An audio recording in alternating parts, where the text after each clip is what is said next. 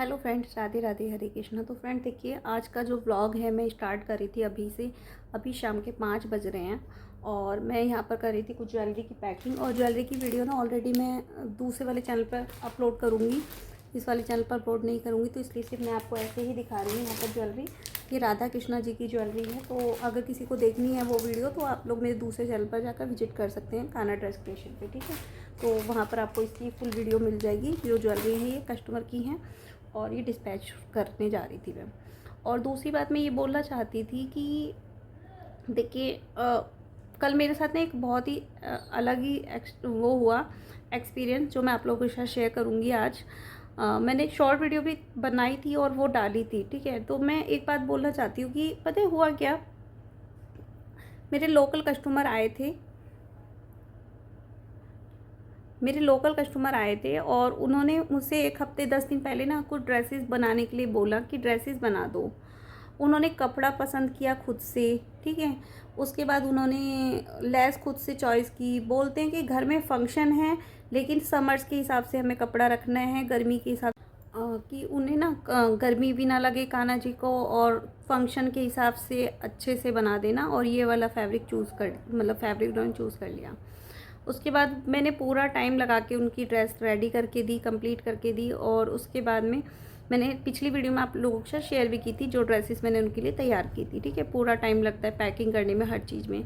उसके बाद रात को उनकी कॉल आती है कि ये ड्रेसेस दीदी घर में पसंद नहीं आ रही है, ऐसी बना दी, वैसी बना दी, ये कर दिया, वो कर दिया, ठीक है। और उसके बाद में उनका क्या होता है, जवाब आता है कि दीदी आप ये रिटर्न ले लो और हमें दूसरी ड्रेस बना कर दे दो। अब बताइए, ऐसे थोड़ी ना होता है। अब वो रो रो के फैल भरने लगी कि मेरे तो घर में डांट पड़ रही है, मुझे तो ये हो रहा है, मुझे तो वो हो रहा है। अब आप बताइए मेरी गलती कहाँ से है, जब फैब्रिक आप चूज़ कर रहे हो, कपड़ा आप चूज़ कर रहे हो, मैं तो सिर्फ बना रही हूँ ना उस चीज़ को। अगर आपको थोड़ी बहुत हल्की लग रही है चीज़ तो मैं उसे थोड़ा बहुत ऐड कर सकती हूँ, ऐड ऑन कर सकती हूँ। बट ऐसा थोड़ी ना होता है कि आप उसमें बोलो कि आप ये रख लो और दूसरा मुझे बना के दे दो। एक आध ड्रेस हो तो बना भी सकता है बंदा, लेकिन पूरा मंदिर का सेट आप कंप्लीट बनवा रहे हो अपने भगवान जी के अकॉर्डिंग, और उसको आप पूरे के पूरे कोई रिटर्न करने के लिए बोल रहे हो, तो वो चीज़ें पॉसिबल कैसे हैं आप मुझे बता सकते हो। और पता है ये चीज़ें ना लोकल कस्टमर नहीं, ऑनलाइन कस्टमर भी बहुत ज़्यादा कर रहे हैं आजकल। ऑनलाइन कस्टमर भी आजकल ना रिटर्न पार्सल भेज देते हैं। अभी मैं आपको बताऊं तो ये जो मैंने आपको ज्वेलरी दिखाई ना, ये वाली ज्वेलरी पहले एक कस्टमर के पास गई थे, ये 2 सेट गए थे बनकर, ठीक है। और ये दोनों सेट जाने के बाद में उनका कस्टमर का मेरे पास कॉल आती है कि दीदी इसमें ना साइड वाली ना चैन चेंज कर दी है आपने, और जो चैन मैंने बोली थी वो चैन नहीं है इसके अंदर। पहली बात तो ये उनका जवाब आता है। फिर दूसरा उनका जवाब आता है कि इसके अंदर मतलब जैसे ये छोटे छोटे हुक से लगे हुए होते हैं ना, तो वो कई बार ऐसा होता है कि आपस में इलझ कर रास्ते में ही अपने आप निकल जाते हैं, या फिर घर पे पहुंचने के बाद भी आपस में इलझ कर निकल जाते हैं, कि इसमें से 1-2 हुक भी निकल गए हैं जिसकी वजह से वो टूट गया है। वो भी मतलब मैं रिटर्न भेज रही हूँ, आप इन्हें दोबारा से ठीक करा कर भेजना, और इनकी शिपिंग आपको ही पे करनी पड़ेगी, इधर की भी और उधर की भी। अब बताओ इसमें मेरा कौन सा फ़ायदा हो रहा है, ये बताइए। 50-50 रुपये के लिए हम काम करते हैं। मान लीजिए अगर ये नेकलेस मैं 650 में सेल कर रही हूँ तो मेरे पास सिर्फ 50 रुपये इसमें बच रहे हैं।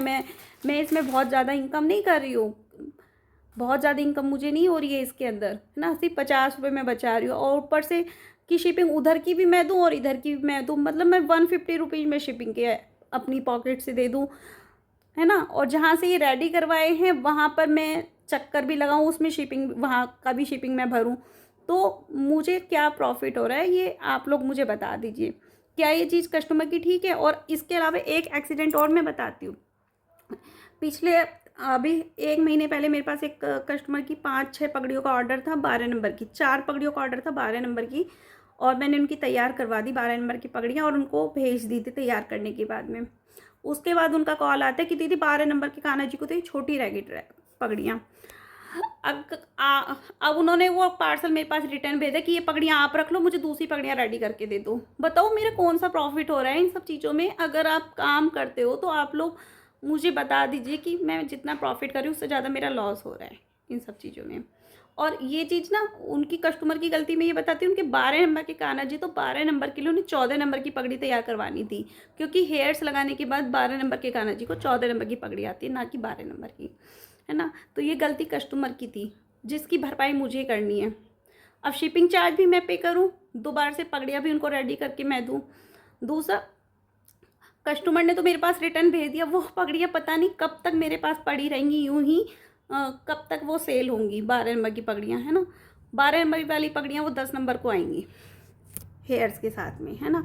अगर किसी के 10 नंबर के कान्हा जी हैं और उनको पगड़ियाँ चाहिए रेडी में, 5 पगड़ी में, 4 पगड़ियाँ मेरे पास रेडी में पड़ी हुई हैं, जिसमें एक ब्लैक कलर है और 3 कलर और हैं, एक शायद लाइट पर्पल कलर है और 2 कलर और हैं, मुझे याद नहीं आ रहा ठीक से कौन कौन से कलर हैं, बट 4 कलर हैं, ठीक है। तो मुझे कांटेक्ट कर लेना, मुझसे ले लेना। बट मैं ये बताना चाह रही हूँ कि यार हम लोगों की लाइफ ना ऐसे इतनी आसान नहीं है जितनी आप लोग समझते हो। अगर आपको काम करना है तो आप लोग शौक़ से करिए काम, लेकिन इतनी भी हिम्मत रखिए कि अगर आपसे कोई गलती होती है या आपकी गलती नहीं भी है, तब भी आपको लॉस उठाने के लिए तैयार रहना पड़ेगा हमेशा के लिए, कि अगर आपकी गलती है तब भी और नहीं है तब भी आपको मतलब लॉस होगा तो आप उसको एक्सेप्ट कर सको। तो बस इतना ही मुझे बताना था। आई होप आप लोग समझ गए होंगे।